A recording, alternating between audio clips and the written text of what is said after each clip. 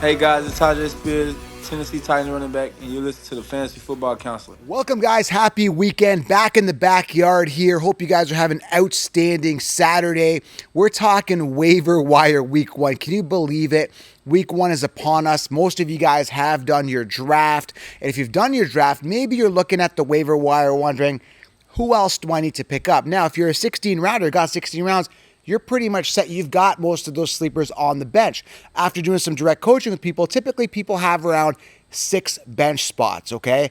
Maybe 7, a couple IR spots, right? You want to house maybe an extra defense, an extra player or two that you really want to break out. So in this video, though, I want to talk about some guys that may still be available on your waiver wire that you may want to consider or may want to consider swapping out. So I got 5 or 6 players here that we're going to discuss that you may want to target for waiver wire week one for fantasy football 2024. Now, I know a lot of you guys, again, are, just watching this or just come across this video and haven't subscribed. So make sure you guys do hit the subscribe button, smash it, tap it, slap it. The only channel giving you guys the truth to fantasy football. Make sure you guys hit the thumbs up. You will be light years ahead of the sheep. If you haven't drafted, make sure you guys do get the 60-round drafts, which I know a lot of people are drafting this Labor Day weekend. So make sure you guys do grab the 16-round drafts, which it will put you guys light years ahead of everybody else.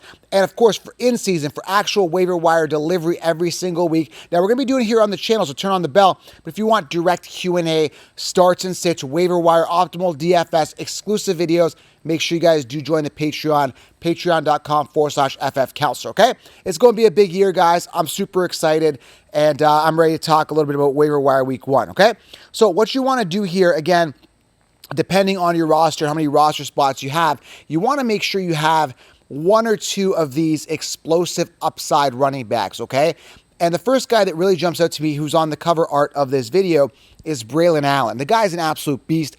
And what happened this year is very unfortunate. There's a lot of great talent at the running back position that's completely underrated. Guys like Marshawn Lloyd. By the way, make sure you guys do consider these guys if they're on your waiver wire. But you got to see, again, drop a question below. Maybe I'll get to some of them.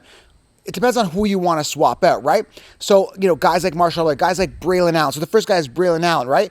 These guys, Blake Corum, these guys could be starters on any team. Now, if you have starters ahead of these guys like Kyren Williams, even, Breece Hall, they could be at jeopardy for a loss of volume, okay? Braylon Allen just feels like the guy that just feels like a great insurance policy, a guy that's going to get some work, a guy that may dip into, and we don't know exactly how much, but dip into the value of Breece Hall. So if you do got Breece Hall, I don't recommend handcuffing ever, but in this case, something's telling me just handcuff Braylon Allen. I got a good feeling about him, okay? Also, again, we just talked about Marshawn Lloyd. Explosive. He was a little banged up in the offseason. Marshawn Lloyd's another guy you may want to consider because I'm not really sold on Josh Jacobs being that amazing of a talent. Now, I like the Packers offense. I think Jordan Love's great. I got a lot of Romeo Doubs stock. I think this offense is going to be really, really good. But I look at Josh Jacobs and I think average. He had a basic year last year. The year before had his kind of like boom type of year. But again, very, very average when we're looking at Josh Jacobs. So there could be something there with Marshawn Lloyd, okay? Now, all this talk about like Kyren Williams, catching punt returner like full-time, that's wild, man.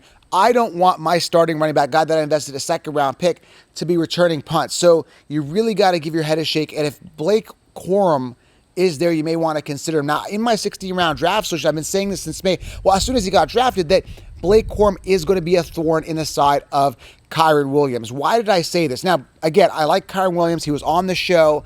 Love the talent. But the problem is like this guy was an undrafted guy. He was just a little bit undersized, right? He got banged up last year. You kind of saw this coming that, the Rams don't have 100% faith in him as being the workhorse guy. So you look at Blake Corum, who could have been a starter anyway, and you had to have thought this. I thought this. I knew this. I mentioned this in 60 rounds as a note, and I personally, as much as I like Kyren, as a person, again, having him on the show, I asked him, should we draft you? And he said, is an elephant heavy, right?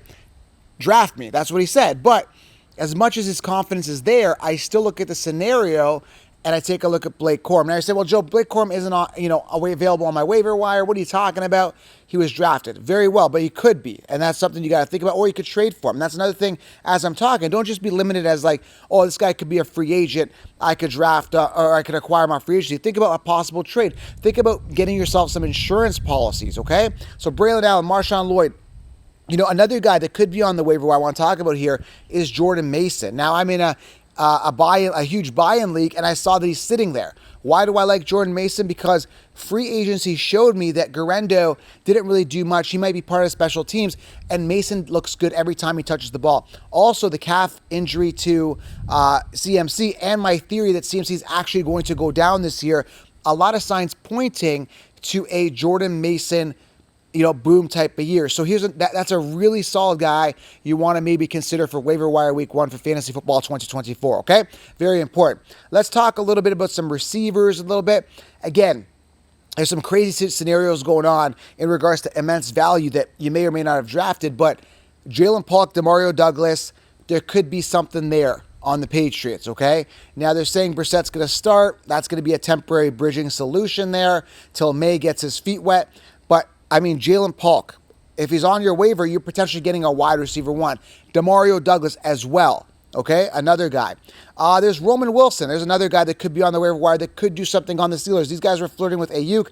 They never acquired him. Maybe that's a lack of faith in Pickens, a lack of faith in Roman Wilson, but there could be something there when you're looking at Roman Wilson as well. So I'm just throwing out some names here for you guys. And when I'm looking at bench people, or when I'm looking at guys to acquire, I'm not looking for guys that have had years to wow us when I want. I'm looking for guys that could really, really spark and take off. I'm looking for rookies. I'm looking for guys in good situations.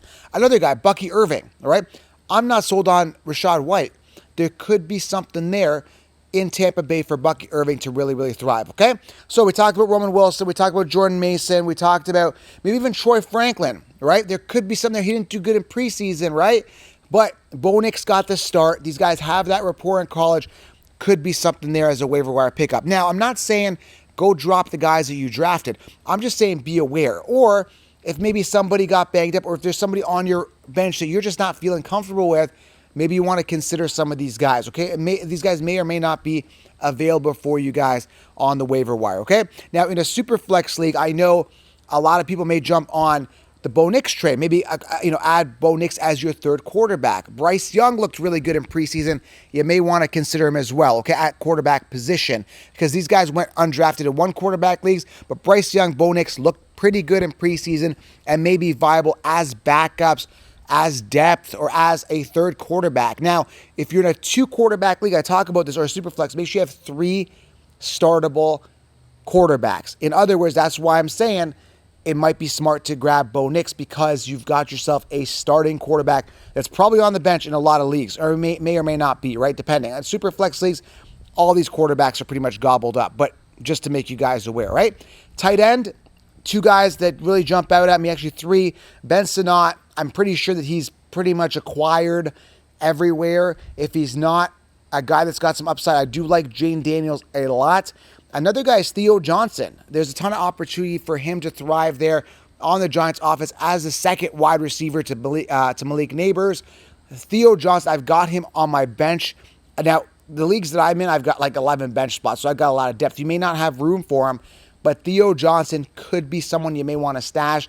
And also Jatavian Sanders, who caught a ball or 2 in preseason. It could be a good outlet for Bryce Young. Now, they do have weapons there. They have Deontay. They've got Thielen, right? They got the rookie there. So, I don't know, man. It's going to be a weird situation with Carolina, but if you're looking at a tight end that's got some upside, look no further than Jatavian Sanders, but I do like Theo and Ben Sinnott a little bit better than him, okay? I'll just give you some other options, some upside guys you want to consider stashing on your bench, all right? So, again, you want to make sure that you're looking for guys that have upside, guys on potentially top on their depth chart, right? The tight end ones that are still lingering in free agency, or guys that are going to get the opportunity based on the guys in front of them. For example, right? I'm not a fan of CMC. I think he's going to go down this year. Again, you want to look at Jordan Mason, right? Breece Hall, if you get him, Braylon Allen's a beast. You don't know how much volume Braylon Allen's going to get. You don't know the type of beast he could be. And I keep going back to the Bijan or aka Bijan example, whereas I know the beast or lack thereof that Algier is. I don't see Algier. I see a big gap between, Bijan and Algier, where we know that, Bijan is the alpha. And we kind of know that Brees is the alpha, and it could be a 90-10 split for all we know, but we don't know 100%. Braylon Allen could come out, beast out on every run, and he starts getting more and more of that work share, and now we're looking at a 60-40, or Brees with his previous injuries could get hurt, and now you've got a potential RB1. But here's the thing. When you're this is a very, very important fantasy football tip when you're looking at waiver wire or looking at drafting a player. You want to draft players that could be the ones on their team. In other words, I would never put an Algier on my team because he lacks the upside. Even if Bijan goes down, I'm not excited about Algier. I don't get giddy that this guy's going to be able to carry the team. Braylon Allen, however, could be a beast. He could be a league winner. Another guy, for example, Blake Corum. If Kyron goes down, Blake Corum could absolutely beast out and be the starter. Trey Benson. Dude, I love Trey Benson. Trey Benson should be starting week 1, but unfortunately they got to play the politics game and start James Conner or whatever, right? That's not going to last long, especially with James Conner's injury history. Benson's the one there, right? So again, you got to look at guys that can take that one spot, are in a position to take that one spot, and that's what you should be doing, getting guys that could be absolutely league winners. Even though they're starting as backups to start off the year, that could change very quickly, okay? A guy like Bucky Irving, tons of upside. Audric Estime could be the starter. There's already rumors about Audric Estime being a 3-down back. There's already talk about that. Not rumors, but there's actually talk from camp, from the team, okay? So, guys, when we're looking at waiver wire week 1, you might be comfortable with what you got already, but make sure you have a belt and suspenders, backup for a backup. And again, I like having and housing 2 of these breakout running backs, some of the guys I mentioned, because they could be home run hitters. That's what I like. Maybe give yourself some depth at wide receiver as well. Maybe get yourself a backup quarterback. Like I said, in 1 quarterback league, I have 2 quarterbacks. In a 2 quarterback league, I have 3 startable quarterbacks. This is very, very important. Belt and suspenders, okay? So as we get into the season, guys, again, turn on the bell. I'm going to be giving you guys a ton of content here on this channel. And also, guys, join the Fantasy Frontlines, patreon.com/FF Counselor for in-season exclusive videos, starts and sits, waiver wire, and direct access. I leave a post every week that I get to it in 24 hours answering all of your questions to get you guys ready. A big part of it is the draft, but also another big part of it is actually maintaining your team in the season. All right, guys? So if you're new to the channel, smash it, tap it, slap it. Gave you guys a ton of insight here. Take a look at your roster. Do you want to dump off some guys? Do you want to add some of the guys I mentioned? Maybe some of the guys on your bench are guys that have not wowed you. Maybe you got Odell on your bench. You're like, maybe I want some upside of like maybe a Jordan Mason because I believe CMC is going to go down.